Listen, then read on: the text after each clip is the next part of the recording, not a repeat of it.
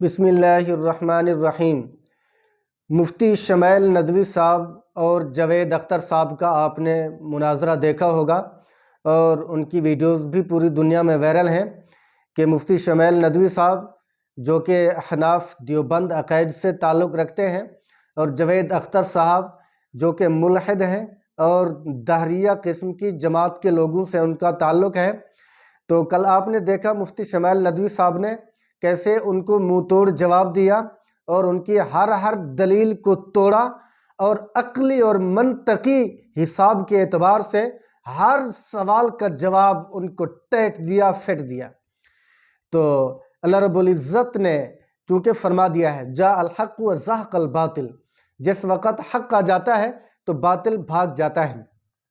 تو جاوید اختر صاحب موضوع سے ہٹ جاتے تھے، بار بار ان کو پھر بتانا پڑتا تھا، سمجھانا پڑتا تھا کہ پھر مذہب کی بات اس میں نہ لے کر آئیں، کیونکہ بات ہو رہی ہے خدا کے وجود کے بارے میں، خدا ہے یا نہیں ہے اس حساب سے بات ہو رہی ہے۔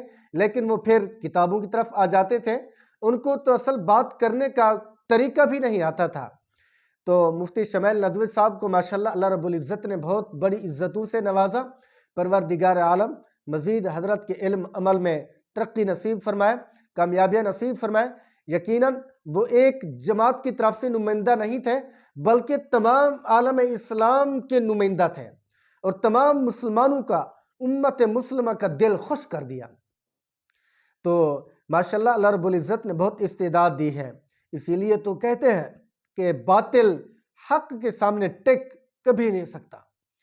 تو دہلی کے اندر مناظرہ تھا کل شام کو 20 دسمبر 2025 کو۔ تو اللہ رب العزت نے شاندار فتح نصیب فرمائی، شاندار کامیابی نصیب فرمائی۔ تو ہم مفتی شمیل ندوی صاحب کو خراج تحسین پیش کرتے ہیں۔ اللہ رب العزت حضرت کے علم عمل میں، روحانیت میں مزید ترقی نصیب فرمائے۔ یہ عمومی بات ہے کہ جب کسی باطل فرقے سے مناظرہ ہو، بات ہو، تو جب اس سے دلیل نہ بن پائے، موضوع کے مطابق کوئی اس کے پاس کوئی دلیل، کوئی ثبوت نہ ہو، تو یقیناً وہ پھر ادھر ادھر کی باتیں کرتے ہیں جن کا اس موضوع سے تعلق نہیں ہوتا۔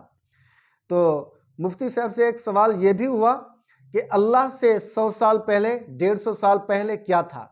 تو مفتی صاحب نے اس سوال کا بڑا منہ توڑ جواب دیا، اصل سے اس کی بنیاد اس سوال کو بھی اڑا دیا، ہوا میں اڑا دیا۔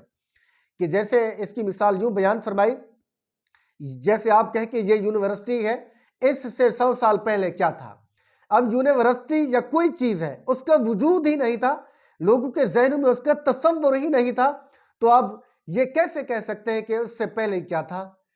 تو اللہ تعالیٰ نے ٹائم کو بنایا ہے، جب اللہ تعالیٰ نہیں تھے تو ٹائم ہی نہیں تھا، وقت ہی نہیں تھا، تو اسی لیے تو یہ سوال گویا کہ بے معنی ہوا، سوال بنتا ہی نہیں ہے۔ سوال تب بنے گا جب جو ہے نا اللہ رب العزت کی ذات سے پہلے کوئی چیز موجود ہو۔ اللہ کی ذات سے پہلے تو علاقہ کیا پوری دنیا زیرو تھی، ٹائم بھی زیرو اور صفر کی طرح تھا۔ تو مفتی صاحب نے ان کے سوال کو گویا کہ ہوا کی فضاؤں میں اڑا کے رکھ دیا۔ تو پورے عالم اسلام کو اس کامیاب فتح پر میں خراج تحسین پیش کرتا ہوں، مبارکباد پیش کرتا ہوں۔ رب اصحاب محمد مزید ہمارے نوجوانوں کو ترقی نصیب فرمائے، کامیابیاں نصیب فرمائے۔ تو جو ملحد ہوتے ہیں، اللہ کی ذات کے انکاری ہوتے ہیں، تو گویا کہ ان کا کوئی ایمان نہیں ہوتا، وہ چونکہ دہریہ ہوتے ہیں، اللہ کے اس بنائے ہوئے نظام کے گویا کہ وہ منکر ہوتے ہیں کہ اللہ رب العزت اس کو چلانے والے نہیں ہیں، کوئی اور چلانے والا ہے۔ تو یقیناً معاملہ تھا، بحث تھی اللہ رب العزت کی ذات کے بارے میں، خدا کے وجود کے بارے میں۔ تو اللہ رب العزت کی طرف سے غیبی مدد بھی ضرور آتی ہے۔